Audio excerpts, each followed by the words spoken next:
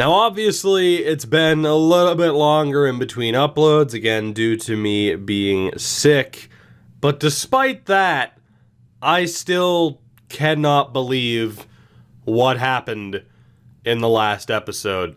The Great Escape, as we beat Spurs on the last day of the season to avoid the drop and to stay in the Premier League for the third season at the very least. Absolutely mind-boggling that happened. We looked destined to be back in the championship next year, and somehow, some way, we survived. This episode is going to be interesting because I don't know how much progress we are going to make. I think it mainly comes down... Jesus Christ, that's a lot of money. I think it's going to mainly come down to as far as how the team's looking and really what the random stopping point ends up being, what kind of progression we see from players. I don't know what it's going to look like. I think mainly the players that ask out of the youth academy will strongly dictate what our squad looks like heading in to this next season. We have so many decisions to make, not just with the youth academy, but of course with the main roster. You look at the logjam of talent that we still have in terms of goalkeepers, and we'll take a look here. I'm sure this will change, but the logjam of talent that we have in terms of goalkeepers, where odds are someone like Declan Clarke's on the way out. Maybe we try to keep Dragojevic, who ended up going up. We haven't even taken a look at the squad for the rest of the season. There's so much to get to.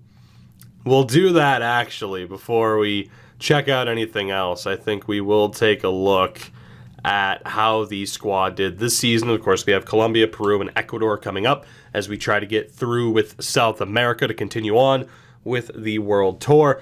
In terms of our goals, we didn't finish within a Europa League spot. That's not going to happen anytime soon. We also didn't finish mid-table.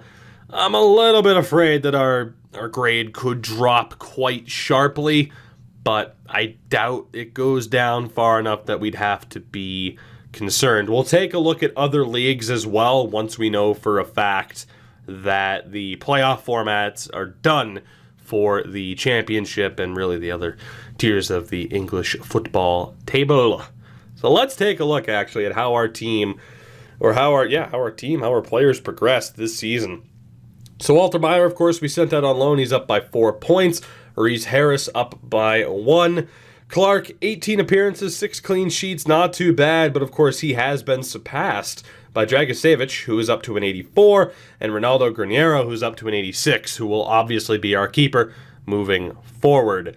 The biggest question of all, now that I think about it, is of course whether or not we choose to play players in their natural position or the best position for their attributes and skill set with weak foot, work rates, and skill moves.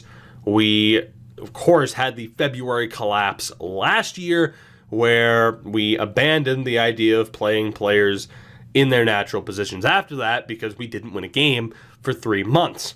Unfortunately, we didn't exactly dominate or get back to the flying start we had in our first season in the Prem with that change. So it's going to be very interesting in terms of what happens in our third season in the Premier League because we have different strategies that we could look to take. And in terms of who stays and who goes, I think that directly correlates with how we choose to build the team. Of course, we got rid of some, long-time members of the club last year, and while I don't think getting rid of them was the direct cause of us struggling, I don't think an Elliot Roberts, for example, despite him being one of the higher-rated guys in the club, was going to be crucial to our success one way or the other. It definitely could have had an effect, but then you look on the bright side, you look at the development of Duarte and Montandon. Would they have had that same level of development had we not been playing them more frequently? Because had we kept certain players, they certainly would have been playing as much as they did. It's a tough call, man, as far as how to set everything up. But that is a look at how the team did this year. Of course, you would have seen the positives. It's so tough now because the jubilation over the last episode is quickly overshadowed by the near panic of knowing what is in store for us in this upcoming season.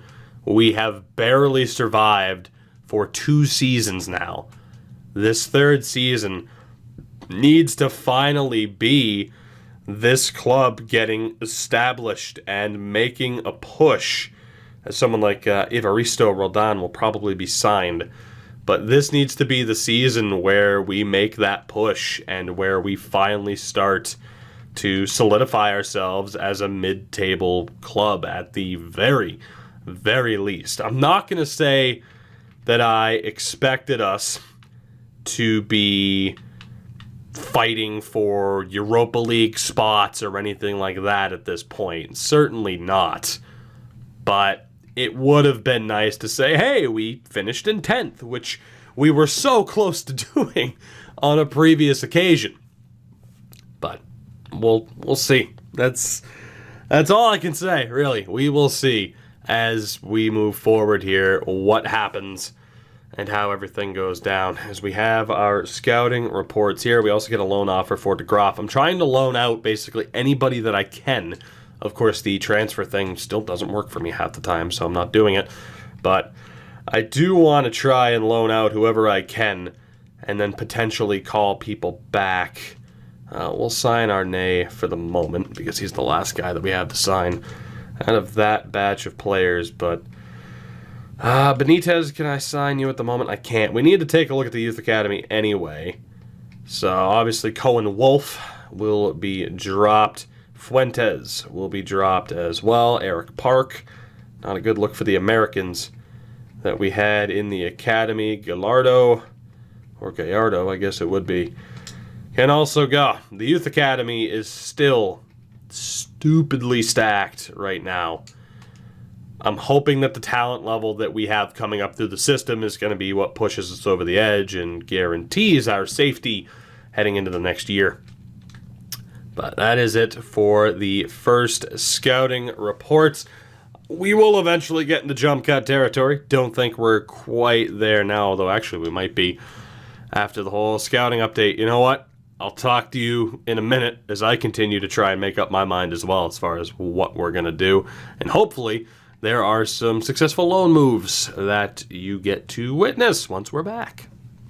All right, before the season officially ends, let's take a look around the league and see everything that went down. So again, Manchester United wins the Premier League. Also take a look, of course, at all of the individual competitions. But the championship, let's see, Newcastle and Bournemouth are automatically up. We'll have to wait and see who won the playoffs. League One, Peterborough and Ipswich are up by default. In League 2, Mansfield Town and Crewe Alexandra are up. League 1, PSG wins it by a point over Marseille. Bundesliga goes to Bayern in dominant fashion. Not surprising at all. In Italy, the Serie A goes to AC Milan. 4 points over Juventus. Not bad. I was going to say unsurprising. Not this time. Scottish Premier League for the hell of it goes to Celtic. And in La Liga, Barcelona wins it. Not all that shocking. As far as the Champions League and the Europa League, let's see how that went down, shall we? Actually, we can look at the FA Cup, because I don't remember who won that at all. It was Everton, 4-0 over Wolves. So Everton finally wins something. Congratulations to them. And the Europa League, actually in first Champions League, Juventus 2-1 over Atletico Madrid. I thought I hit the Europa League. I did not. The Europa League went to, drum roll please, it takes forever to load. Holy shit. That goes to Everton as well. Damn. They did very, very well. And of course, we currently have the Confederations Cup going on right now. England, Brazil, Germany, Belgium, the semi-final. I'll see you guys in a moment. We have arrived. It is the start of a new season. The 2025-2026 season is here, but yet again, we have the same issues that we need to make up our minds on. The main thing to point out here, though, I would say, is still the strength of the youth academy. The fact that we have someone like Konstantin Zahner who could immediately be signed and would perhaps benefit a bit more from playing on the second team than being left in the youth academy. We could sign him if we wanted to, or we could just wait until he asked out. But looking here, my God, what is going on with this menu? There we go. It's a little bit better. Looking here at the current squad, again, we have some decisions to make. Goalkeeping-wise, it's fairly straightforward. Reynaldo Granero stays and is our starter moving forward. Reese Harris is someone who will probably look to loan out, although he might be jumped in terms of quality sooner rather than later. And from there, Dragojevic is an 84. Obviously, he and Declan Clarke, for that matter, are not going to be happy with being the backups, and their morale will be low. So we have that decision to make, whether or not we get rid of Dragojevic and Clarke or keep them. I think it might be beneficial to get rid of them and have Walter Mayr be the second choice keeper and to be the one that leads us through the FA Cup and the Carabao Cup to get him some time. And morale-wise, I don't think it'll be all that negative for him as he isn't under a crucial role like Dragojevic and Clarke. I do want to leave that choice up to you guys, but I think it's fairly straightforward. Granero's the starter. It's just what do we do with our two long-term goalkeepers. From there, it is again the same discussion. What do we do in terms of playing people either in their natural positions, at least along the lines of, okay, you can play a right back at center back, but don't move a defender to a midfield role, or we, again, go through every single player. We take a look at the attributes, the skill moves, the weak foot, the work rate, the height as well, if we're factoring in center backs and full backs, and we make that decision to play someone where they are best suited.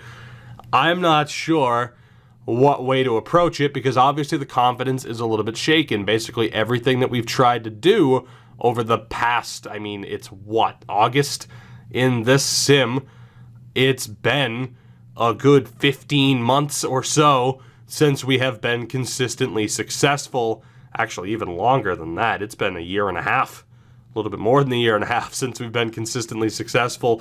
We have to find this winning formula. So someone like Bjarne Johannessen here, or Johannessen, is, again, a strong center back option with his height, but could also be a really strong CDM. He could boss the midfield, the physicality, the defense, the pace, the passing and dribbling. He almost goes to waste being a center back because of how good he is with the ball. But if we don't want to run him as a center mid, then he's clearly a center back. Although, he could play right back. He could. The pace isn't quite there, and the height kind of goes to waste a little bit. But that's the choice. We have to decide as a group here how exactly we want to build the team, and from there we'll optimize and make changes if we have to.